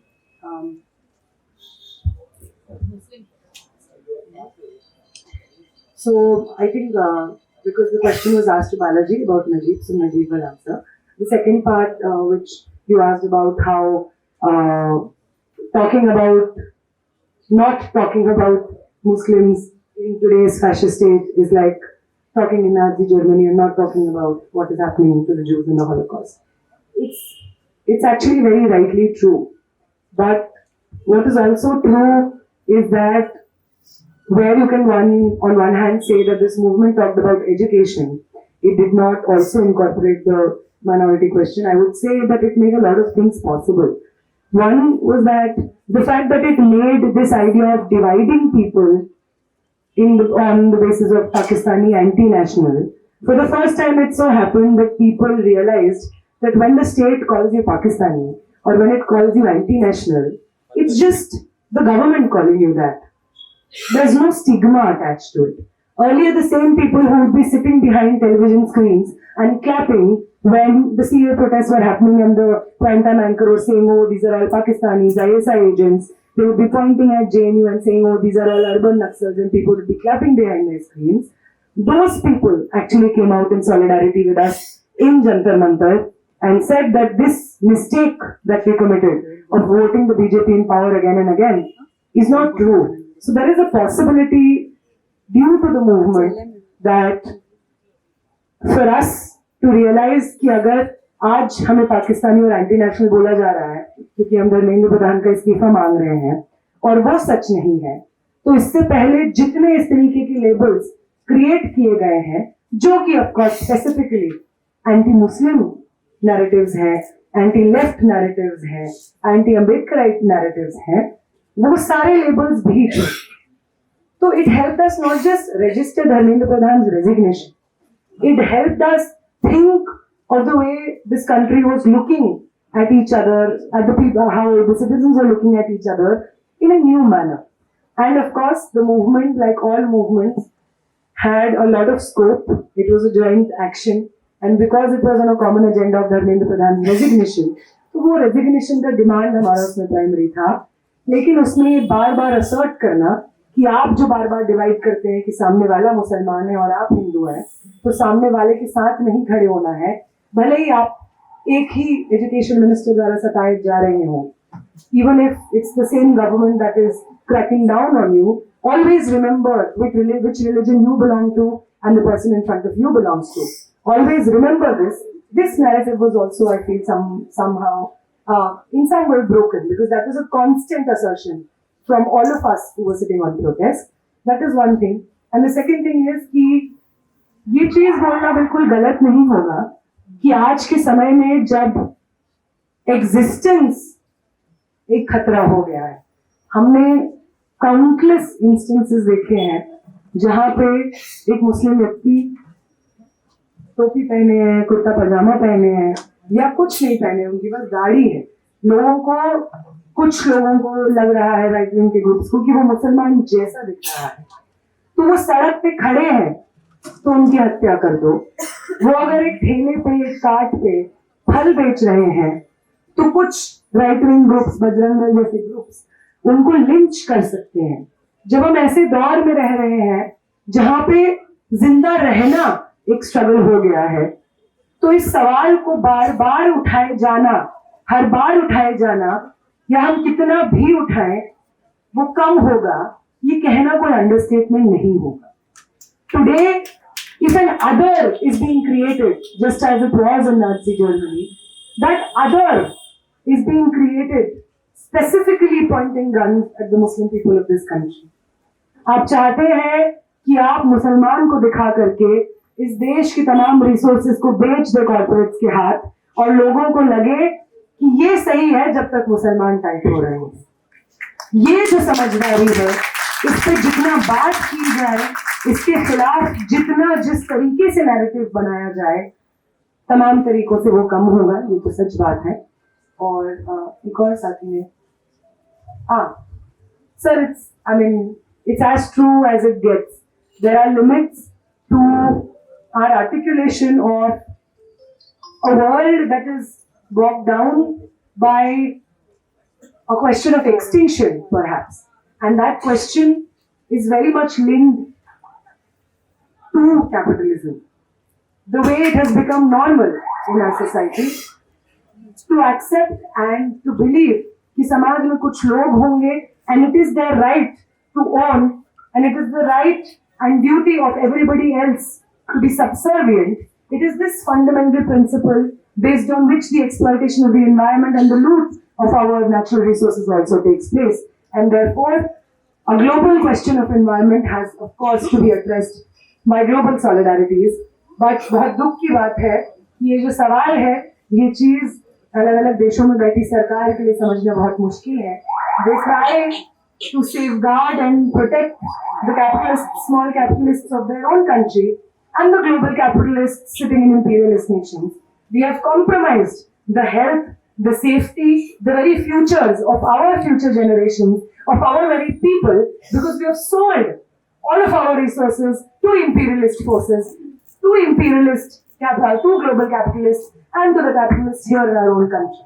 And therefore it falls upon us as the common people of this country, जो शिक्षा की अगर लड़ाई लड़ रहे हैं, अगर रोजगार की लड़ाई लड़ रहे हैं, तो इन्वायरमेंट की लड़ाई लड़ना और सही मायने में इस चीज को एस्टैब्लिश करना कि इन्वायरमेंट की लड़ाई लड़ना कूड़ा सिर्फ डस्टबिन में फेंकने की लड़ाई नहीं. इस चीज की लड़ाई है कि इस देश में कौन रिसोर्सेज ओन करेगा और उन रिसोर्सेज का इस्तेमाल कैसे होगा, और किन लोगों के rights of existence, safety, health compromise होगा, और कौन लोग अपने मेंशंस में बैठ करके साफ हवा, पानी, धरती एंजॉय करेंगे. इस चीज के सवाल बनाना ये हम जैसे लोगों का ही काम करता है. So it falls upon us, again the future generations, to safeguard our own future. Okay, we'll take another few round questions. You had sorry, Balaji. Sorry. Go ahead. Thank you for the question. ये बात सच है कि नजीब हमारे लिए अभी भी वापस आएगा बोल के हमारे पास उम्मीद है, और इसकी लड़ाई हम लड़ रहे हैं. और वो सवाल हमारे लिए कोई छोटा सवाल नहीं है, बाकी सारे सवालों का उतना ही महत्वपूर्ण सवाल है, क्योंकि सरकार को और सरकार के साथ जुड़े हुए कुछ लोगों को ये लगा कि जेएनयू के अंदर दिल्ली में पार्लियामेंट से 15 किलोमीटर दूर एक स्टूडेंट का नाम नजीब अहमद है, एक फर्जी प्रोपेगेंडा के मुताबिक उसके ऊपर हमला करेंगे, उसको गायब कर देंगे, और इस देश में छात्रों का सवाल नहीं बनेगा, और इस सवाल को लेके हम नहीं लड़ेंगे, ये नहीं हो सकता. हमने फातिमा अम्मी, हमारे लिए वो अम्मी है, वो अभी भी कहती है कि आप सब मेरे बेटे हो और सब मेरे बेटियां हैं, सब मेरे बच्चे हैं. वो हमदर्दी में हमने उनके साथ लड़ा, लाठियां खाया और इस सवाल को जिंदा रखा. जब सरकार ने सीबीआई का इंक्वायरी को बंद करके और क्लोजर रिपोर्ट दिल्ली में बंद किया था, आप यकीन नहीं करेंगे, जिस जज के सामने उस क्लोजर रिपोर्ट को प्रोटेस्ट पिटीशन पे हमने चैलेंज किया, उस कोर्ट में जब भी बारी आती थी सुनने की, जज की तारीख बदलती थी या जज ही बदलते थे. और ये पूरे 4-5 साल चला, और उसके बाद जिस जज ने हिम्मत दिखाया और उस क्लोजर रिपोर्ट को एक्सेप्ट किया, कहते हुए अब हमारे पास कुछ है नहीं करने के लिए, और उन्होंने जांच ढंग से नहीं किया, हमने उसको हाईकोर्ट में चैलेंज किया, दरवाजा खोला, इन्वेस्टिगेशन को बरकरार रखा, सीबीआई को मजबूर किया कि वो लेटर दे और बताए क्यों ढंग से जांच नहीं किया। मैं बार बार इस बात को कहता हूं, स्टेट के पास एक बहुत बहुत महत्वपूर्ण ब्रह्मास्त्र, वो कोशिश करता है कि लोग भूल जाए, क्योंकि जो चीज नजीब के साथ हुआ वो तमाम ऐसे लोगों के साथ हजारों की संख्या में देश भर में हुआ कि लोग नाम भूल जाएंगे, लोग घटनाएं भूल जाएंगे, पर वो ये भूल जाते हैं कि जब लोग जिद्दी होते हैं ना न्याय के लिए, वो कुछ नहीं भूलते, वो हर वक्त हर चीज को याद रखते हैं। हमारे लिए नजीब अहमद जेएनयू में आया हुआ पढ़ने के लिए सपना देखने वाला स्टूडेंट था, और हमें मालूम है नजीब अहमद के ऊपर क्यों हमला। हमें मालूम है कि सरकार को लगा कि इस हमले से कोई उनके साथ खड़ा नहीं हुआ। सारा दुनिया देखा था, सारे छात्र देखे थे, बोला कि नजीब स्टूडेंट है, नाम से हमें नहीं फर्क पड़ता है। अगर आप किसी के ऊपर जुल्म करेंगे नाम की वजह से, वो रोहित हो, वो नजीब हो, हम साथ खड़े रहे। यही बात सिटीजनशिप पे भी आई। अगर कोई भारत का नागरिक मुसलमान होने की वजह से उन पर हमला होगी, उनकी नागरिकता छीनी जाएगी, दलित होने की वजह से उनकी नागरिकता छीनी जाएगी, उनके ऊपर बांग्लादेशी होने के आरोप से नागरिकता छीनी जाएगी, उस आइडेंटिटी के साथ ये लड़ाई लड़ी जाएगी और उस आइडेंटिटी के साथ लड़ाई लड़ा जाएगा। क्योंकि जिस चीज को मिटाना चाहते हैं, जिस चीज के ऊपर वो अपनी राजनीति करना चाहते हैं, ये देश ऐसे ही नहीं बना है। यही इतने कॉम्प्लेक्सिटीज और डाइवर्सिटीज के साथ हम ऐसे ही नहीं आगे बढ़े। हमारे अंदर वो एक्सेप्टेंस था, हमारे अंदर वो प्यार मोहब्बत था। अगर मुझे अभी भी याद है, नेहा को भी याद होगा, नेहा कैसी भूल सकती है, जून 6 को जब जंतर मंतर पे दिक्के आए थे, नेहा थी और बाकी लोग आए थे, वहां पे इतने लोग और प्रोटेस्ट को ऑर्गेनाइज करने के लिए बहुत मुश्किल हो रही थी। दिक्के ने अपनी भाषण स्टार्ट करते हुए एक बात बोली, और वो फिलोसॉफिकल है, और वो इस आंदोलन के लिए सबसे महत्वपूर्ण बात, हिंदू मुस्लिम राजनीति नहीं चलेगी। जिस जनरेशन ने अपनी पूरी पढ़ाई व्हाट्सएप यूनिवर्सिटी के माध्यम से नफरत के भाषा में लोगों को दुश्मन मानने के लिए किया है, उस जनरेशन को समझ में आया इससे अदानी की लूट कम नहीं होगी, अंबानी की झूठ कम नहीं होगी, और प्रधानमंत्री और होम मिनिस्टर की तानाशाही कम नहीं होगी, और हमें नौकरी नहीं मिलेगी। उन्होंने अपनी आंखों से देखा, लड़ते हुए देखा, पेपर लीक को देखा, पेपर को बिकते हुए देखा, अपने सपनों को टूटते हुए देखा, उस पर टीयर गैस फेंकते हुए देखा, लाठियां बरसाते हुए देखा, और उन्होंने बोला हम अब इसको नहीं देखें। और हमें इस हिंदू मुस्लिम राजनीति के पीछे असली राजनीति मालूम, सीधा निशाना उन्होंने ताना। और वो सबसे बड़ी बात थी, जिस जनरेशन ने नफरत के बीच में अपनी पूरी जिंदगी बिताई, उन्होंने बोला हमको नफरत नहीं चाहिए, हमको रोजगार, शिक्षा और सस्ती एक्सेसिबल शिक्षा और सम्मानजनक रोजगार, सम्मानजनक कोई भी रोजगार नहीं, डिग्निफाइड जॉब, ఆత్మగౌరవం కూడా కావాలి, ఉద్యోగం కూడా కావాలి, పైసలు కూడా కావాలి, పైసలు మా జేబులో రావాలి, అదాని అంబానీ జేబులో పోకూడదు। 2019 లో పోయి అబ్కి బార్ ట్రంప్ కి సర్కార్ అని చెప్పి వచ్చినోడు H1B వీసాలు పోయినప్పుడు ఒక్క మాట తెలుగు వాళ్ళ కోసం మాట్లాడారు, లైన్ లో నించోపెట్టి అందరినీ పంపించినప్పుడు హ్యాండ్ కప్స్ వేసి ఒక్క మాట మాట్లాడలేదు। ఎందుకు? ఎవరితో వాళ్ళు నించున్నారో మనకు తెలుసు, వాళ్ళ జేబులో ఎవరి డబ్బులు వస్తున్నాయో మనకు తెలుసు, అది ఆయనకు కూడా తెలుసు। అందుకోసమే అదానిని వినిపించడానికి పెద్ద సోదా చేసుకొని వచ్చిండు అమెరికాలో, కానీ మన వాళ్ళని వినిపించడానికి ఏమైనా సోదా చేసిందా? ఒక్క సోదా చేయదు। జనాలకు కనిపిస్తుంది ఈ ద్వేషపూర్వక రాజకీయం కనిపిస్తుంది, ఈ అబద్ధం కనిపిస్తుంది, మోసం కనిపిస్తుంది, అన్నిటికన్నా మించి ఎవరైతే ఓటేసిందో వాళ్ళకి ద్రోహం కనిపిస్తుంది। ఒక్కసారి ద్రోహం కనిపించినప్పుడు వ్యతిరేకత ఉంటుంది, ఇంకేముండదు. ఆ తెలంగాణ వాళ్ళకి చెప్పాల్సిన అవసరం లేదు. నిజాములకు వ్యతిరేకంగా భూపోరాటంలో గెలిచినారు. తర్వాత వాళ్ళ ఆత్మగౌరవం కోసం తెలంగాణ కూడా సంపాదించుకున్నారు. ఇదే తెలంగాణ నుంచి వాపస్ పంపించడానికి కూడా సిద్ధంగా ఉంటారు. కానీ ఒక్కటే గుర్తుపెట్టుకోవాలి, ప్రతి ఒక్క అన్యాయాన్ని గుర్తుపెట్టుకోవాలి. ఎందుకంటే వాళ్ళ ఉద్దేశం ఆ ప్రతి ఒక్క అన్యాయాన్ని తుంచి వేసేదాం, ఇరేజర్తో ఇచ్చేసేది. కానీ మనం గుర్తుపెట్టుకుంటాం, వచ్చే తరాలకు కూడా గుర్తుపెట్టుకుంటాం. सब याद रखा जाएगा, सब याद रखा जाएगा. We'll take few questions. We got a couple of them here. Yeah. Hi. Hi, Neha and team. Good. So, ma'am, I have two questions. I will complete in one line only because time is low. First question is, because you have stand from students, for nation you have stand, for not only single student. And the question is, जैसा अब आई comfortable in Hindi में बोल रहा हूँ जी, जो है सो जैसा आप हमने देखे कि कई मरने पे जो है सो आप लोगों नीट के प्रोटेस्ट करे जंतर मंतर पे 6 साल से उमर खालिद और शर्जील इमाम जी को बेल नहीं मिल रही, उनके लिए क्यों कोई भूख हड़ताल नहीं है 6 साल से? क्यों उनके लिए ऐसा जंतर मंतर पे नहीं बैठ रहेगी कि भूख हड़ताल ऐसा हो रातों रात का बाहर निकालने के लिए मतलब उन्हें ऐसा कहे कि चले जाए. अब 27 अगस्त को फिर उनकी बेल है, जैसा सबको मालूम न्यूज में आया कि बेल के लिए अप्लाई करे वो और ट्रायल में होला. तो क्या अगर बेल कैंसिल होती है तो जंतर मंतर सीजन 2 मिलेगा उमर खालिद और शर्जील इमाम के लिए?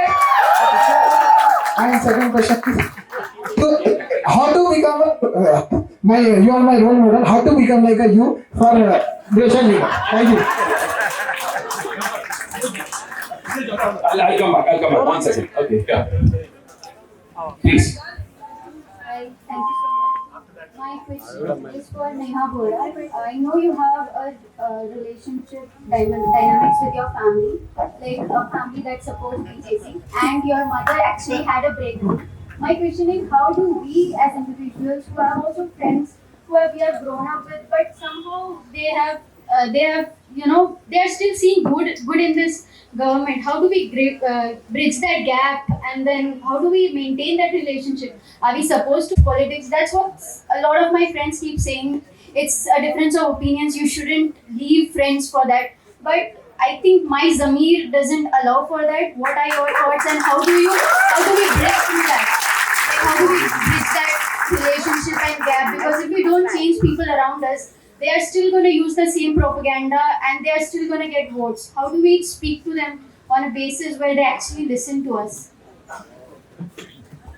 One question from here. One question. Anup, I'll pass. Shout it aloud. I'll pass. So my question is to Neha ma'am. In your Indian Express Please interview, call me Neha, please, all of you. in your Indian Express interview, you mentioned the difference between politics and electoral politics. Do you think addressing people's needs to protest can change the negative perception of politics as something controlled or owned by political parties and ministers? And I just wanted to know what your thoughts are on the fact that it was on the basis of verbal assurance that the delegation unilaterally withdrew it. It wasn't discussed at the protest site with the protesters. And don't you think, because on the ground we were seeing students were organically raising systemic demands like scrapping NTA and NEP. So don't you think, I just want to know that shouldn't we have continued the movement? And now shouldn't we talk about raising these demands and furthering and ensuring that there is a real change?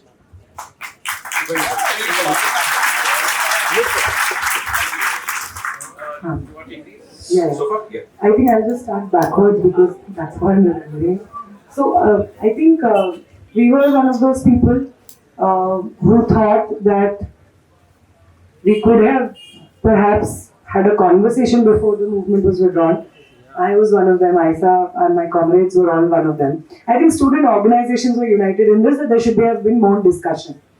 But leaving that aside, there is also this aspect that the movement started with Dharmendra Pradhan's resignation. And then, of course, we added on to it because those were as important if we wanted to actually correct the system per se. But once Dharmendra Pradhan's resignation we got, there was a very big section who had come from different states, who had been staying for 1 month, 1.5 months, 2 months, that they also wanted to go back to their campuses and all. So it was a matter of whether we would be able to sustain this movement after Dharmendra Pradhan had resigned or not. It was a question that could have definitely, that could have been deliberated more before it was called off. I agree with you there. And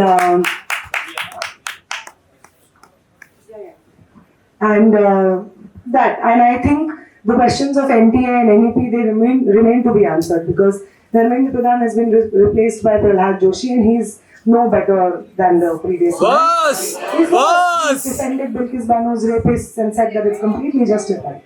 So, the removal of a person from office does not achieve a change in the system. NTA has to go if paper leaks have to be addressed. The centralization that we see through NEET, through JEE, through CUET, all of these examinations, it has to be decentralized. There was already a movement which was arguing that all of these examinations should be decentralized.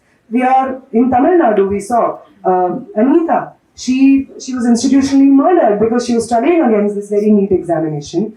So if that has to go, we have to decentralize exams, NTA has to be completely abolished, and NEP has to be rolled back, which systematizes this privatization, this centralization in our education system. Yes. So politics is a contestations of different ways of seeing the world, right? And these contestations can take on different forms. Ground movements are a form, and electoral democracy is also one part of it. Our problem is that we always think that politics ka matlab hota hai electoral democracy, whereas electoral democracy is perhaps a very small part of it. Of course, we will defend it because that is also it's people who vote, it's people's aspirations which are supposed to be represented by people in power, but that does not take away from the fact that Dharmendra Pradhan का इस्तीफा संसद में बैठे parliamentarians ने नहीं कराया, वो आम लोगों ने सड़कों से करवाया है। फार्म लॉज वापस करने के लिए पार्लियामेंट में इतनी बहस हो रही थी, वो वहां से वापस नहीं हुआ, वो सड़कों से वापस हुआ। तो डेमोक्रेसी या पॉलिटिक्स जो हम सड़कों पे करते हैं, आज के समय पे अगर हम हैदराबाद सिटी में इस तरीके की गैदरिंग देख पा रहे हैं, वो इसलिए पॉसिबल है क्योंकि सड़कों से जो पॉलिटिक्स होती है, उस पॉलिटिक्स ने इसको संभव करा है। संसद में जो पीपल्स एमपीज हैं, जिनका काम है हमारी वॉइसेस को एम्पलीफाई करना, इनफैक्ट हमारे मुद्दों को ही उठाना पार्लियामेंट में, बहुत समय पे उस चीज में हमको देखने को मिला है कि बहुत खामियां रही हैं, बहुत प्रॉब्लम्स रहे हैं। तो electoral democracy is a part of it, but politics overall is very huge, and I think this movement and the several before it have made it possible for common people like all of us to think कि politics तो अच्छी चीज है यार। अगर इतने परेशान है जिंदगी में और इतनी दिक्कत महसूस हो रही है एक सिस्टम से इंगेज करते हुए, तो उस सिस्टम को बेहतर करने बदलने में हम भी तो जुड़ सकते हैं। And this becoming cool, politics becoming cool is the real achievement of any movement. This happened after the equal citizenship movement, it happened after the farmers movement, it happened after so many other movements, as it happened this time also. So I think you all will have to make politics cool. Even protesting cool. Oh, my family question. This comes all the time. So, no, but it's a very true question because जब हम again politics के बारे में बात करते हैं तो उसका मतलब सिर्फ प्रोटेस्ट में जाना या नारे लगाना नहीं होता है। To be on the right side of history, I mean that's the kind of politics we believe in. तो if this is the kind of politics we believe in, it does not just mean कि आप protest पे जाए और आप you speak truth to power. When you speak truth to power, it's not just speaking truth to the government, it's just speaking truth to in our personal relationships, in our families. तो politics का मतलब होता है कि हम एक ऐसा समाज की कल्पना कर सकें जहाँ पे लोगों के एक दूसरे के प्रति एम्पैथी है, where we are generous towards one another, where we are empathetic of each other's struggles, pains, suffering. And that is true politics. To be this political in our everyday lives and to be this political on the streets, in our universities, demanding democracy, demanding the release of political prisoners, all of this is politics. और आप किसी समय कौन से संघी का दोस्त का दामन छोड़ना चाहें ये आपके ऊपर है, ये आपकी क्षमता पे, सहनशीलता पे है कि आप कितना करना चाहें. And I would also caution against the blanket labeling of कि ये संघी है, क्योंकि बहुत दफा हमें सामने भी बहुत नहीं समझ आता हम सबको. We are all trying to figure out this world which is so cruel, which is so full of hate, which is so full of apathy. We are all trying to figure it out. और अगर आपको लगता है कि सामने जो इंसान है उसके अंदर जो पॉलिटिकल इनकरेक्टनेस आती है वो इस जद्दोजहद से आ रही है कि उसे समझ नहीं आ रहा है, तो आप उसके साथ ये जद्दोजहद करें कि जब वो ये चीज समझे तो वो आपके साथ खड़ा हो, सत्ता के साथ ना खड़ा हो. ये जद्दोजहद हम कर सकते हैं, लेकिन अगर सामने वाले का जिंदगी का यही दस्तूर है कि सत्ता हमारे पास और सामने वाला बोर्ड के नीचे, तो उसका दामन बिल्कुल तो छोड़ा जा सकता है शायद.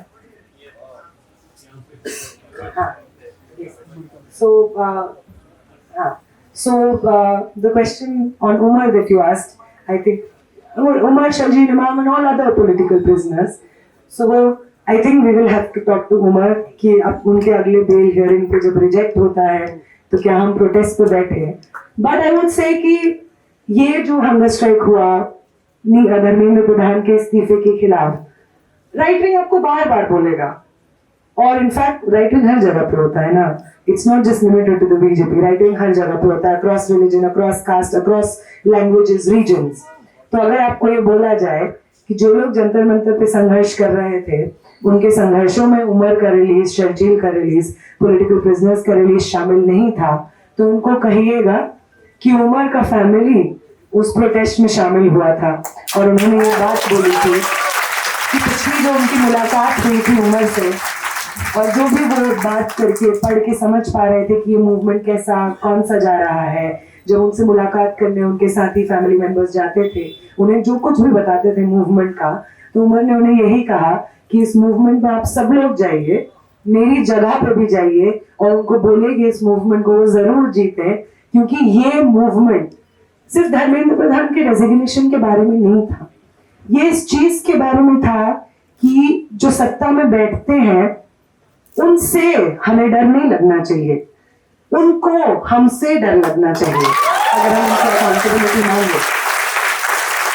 ये चीज एस्टैब्लिश इस चीज से हुई कि धर्मेंद्र प्रधान जो बीजेपी आरएसएस सिस्टम का बहुत इंपॉर्टेंट हिस्सा रहे हैं, अलग अलग जगह पे चुनाव जिताते रहे हैं, हारे हुए चुनाव भी जिताते हैं लोग कहते हैं हरियाणा में, उस इंसान को आप उखाड़ फेंकते हैं सिस्टम से, क्योंकि बाकी लोग जो है पीएम, एचएम, इन सबसे बर्दाश्त नहीं हो रहा था क्योंकि उनकी अना पे आ बनी थी. तो ये डर सत्ता में बैठे लोगों के अंदर क्रिएट करना, ये इस मूवमेंट का एक हासिल था, और ये डर जब क्रिएट होगा तब ये चीज भी एस्टैब्लिश आगे आने वाले समय में होगी कि यूएपीए क्या है, क्या मतलब है यूएपीए जैसे कानून का. एक कॉलोनियल लॉ को आप एक नया जामा पहना देते हैं और ये कहते हैं कि if we the people of India make this nation, तो हम इस देश के हित में जो भी समझदारी रखते हो, if we the people of India make this nation, then what our opinion about making this nation is in favor of this nation, because we make the nation. तो यूएपीए जैसे कानून जिसका मतलब है sedition, उसका कोई मतलब नहीं. There is nothing like sedition. To ask that the government take accountability, to ask even कि इस देश में जो लोग सत्ता में बैठे हैं वो लोग निकम्मे हैं, वो लोग कुछ लोगों के हित में, कुछ कॉर्पोरेट पूंजीपतियों के दोस्तों के हित में इस देश की तमाम जनता के अधिकारों को जिंदगियों को कॉम्प्रोमाइज करने के लिए तैयार हैं, ये कहना सेडिशन नहीं होता है, कुछ सेडिशन नहीं होता है। हम इस देश के लोग अपने देश के बारे में ओपिनियन रख सकते हैं। ये कहना कि इस देश में भुखमरी है, गरीबी है, जात पात है, जेंडर वायलेंस असॉल्ट है, सोशल डिस्पैरिटी है, ये देशद्रोह सेडिशन नहीं है। ये चीज इन जन आंदोलनों की जीत से, इनके नैरेटिव से मजबूत होती है। तो ये मूवमेंट भी, इस मूवमेंट के संघर्ष में उमर का मूवमेंट हमेशा से शामिल था और आगे आने वाले हर मूवमेंट में उनकी रिहाई तक पॉलिटिकल प्रिजनर्स के, हमारे तमाम दोस्तों साथियों की रिहाई का मूवमेंट शामिल रहेगा। और दूसरी बात जो पूछ रहे हैं कि हम कैसे एक्टिविस्ट बने, कैसे, मेरे जगह मुझसे पहले वाली जनरेशन में एनसाई बालाजी होते थे। आज मेरे साथ और भी बहुत सारे स्टूडेंट्स इफ्यू के आए हुए हैं, एक्सयू के आए हुए हैं। तो सिर्फ इसलिए क्योंकि 4 कैमरा ने मेरे ऊपर फोटो डाल के चला दिया, इसका ये मतलब नहीं होता है कि ये तमाम लोग, हम लोग साथ में संघर्ष नहीं कर रहे हैं। हाँ, लेकिन आप सब लोग अगर चाहते हैं कि इस लड़ाई में और मजबूती से आप हो, और सिर्फ मेंटल सॉलिडारिटी नहीं, आपकी हर तरीके की सॉलिडारिटी इस देश को नया बनाने, organised to educate yourselves on what this country is, what needs to be done, and what it means to be organized, and then to agitate. So, going back to Ambedkar, educate, organize, agitate.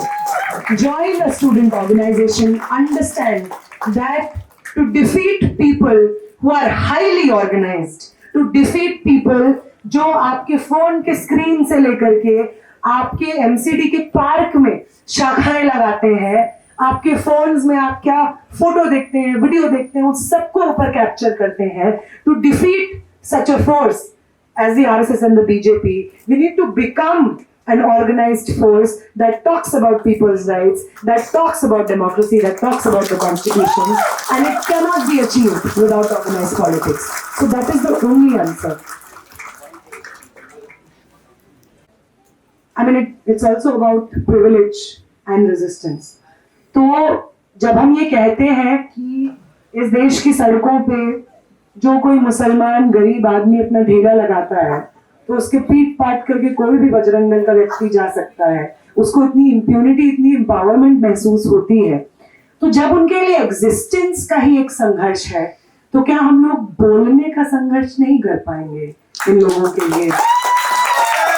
वो तमाम लोग जिनके पास education का privilege है, भाषा का privilege है, और मैं बिल्कुल नहीं कह रही हूँ कि जो मतलब BMW ये सब कारों में घूमते हैं, मैं उसकी बात ही नहीं कर रही हूँ। हम जैसे आम लोग जो सेंट्रल यूनिवर्सिटीज में भी पढ़ते हैं ना, इस चीज का एक्सेस होना कि हम जो हमारे देश में चल रहा है उसको शब्द दे पा रहे हैं, यहाँ पे इतने सारे लोगों के सामने बैठ करके माइक पे बोल पा रहे हैं, वो भाषा लोगों को समझ आ रही है, उससे अग्री किया जा रहा है, ये एक बहुत बड़ा प्रिविलेज है। ये प्रिविलेज हमें अपने पिछले जनरेशन से मिला है। कोई सावित्रीबाई, कोई भगत सिंह, कोई अंबेडकर अपनी पूरी जिंदगी संघर्ष किए या शहादत दिए, तब जाकर के हम ये फ्रीडम एंजॉय करते हैं कि दिल्ली से लेकर हैदराबाद घूमने आ रहे हैं और 4 लोग सुन रहे हैं। ऐसी भाषा है हमारे पास कि आप सुन रहे हैं तो आपको समझ आ रहा है। ऐसी एक्सेस है एजुकेशन की कि ये सब शब्द पिरोने का हमारे ऊपर एक्सेस हो पाया है। तो प्रिविलेज क्या होता है? प्रिविलेज कर्ज होता है पुरानी जनरेशंस का, और इस कर्ज को उतारना पड़ता है आगे आने वाली जनरेशंस के लिए एक बेहतर दुनिया छोड़ करके। तो जब डर लगे तो अपने आसपास 4-5 और लोग जिनको डर लग रहा है उनका हाथ थामिए और बोलिए डरते डरते चलेंगे साथ में, कोई दिक्कत नहीं है। And again, for those of us who have this privilege of education, of language, of social cultural capital, of being part of organized politics, हम लोग की जिम्मेदारी थोड़ी और है। हम लोग की जिम्मेदारी है कि आज के समय पे जिस तरीके की हिंसा हम देख रहे हैं, उस हिंसा के खिलाफ बाशरीर, बामन अपने शरीर के साथ, अपने मन के साथ, अपनी तमाम कैपेसिटीज के साथ हम उतरें to defend not just big ideas like democracy and constitution, but to actually defend people and for it to become normal कि कोई सामने वाले आदमी को बेइज्जत बेआबरू करके उसके साथ हिंसा कर सकता है। अगर इस चीज से 4 डरते हुए लोग साथ में खड़े होकर के बोल दें कि नहीं किया जा सकता है, ये हिंदुस्तान का नया नॉर्मल नहीं होगा कि किसी के साथ ये किया जाएगा और 5 लोग चुपचाप देखेंगे, तो ये देश बदल जाएगा। यही करना है। And last thing, organise, join organised politics. In front of an organized force, we have to be an organized mass defending our very country, defending each other. In front of an organized force can only be defeated by an organized force of the people.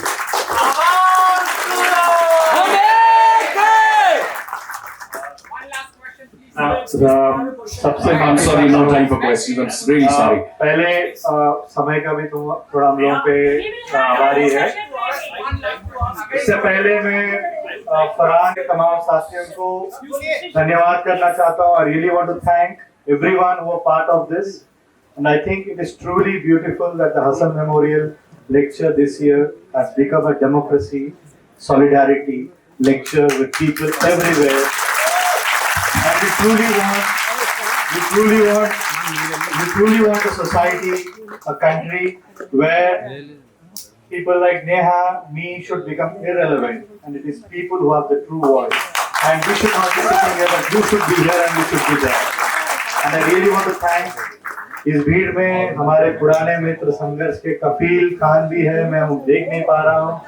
मेरे तरफ से आपको सलाम, आपको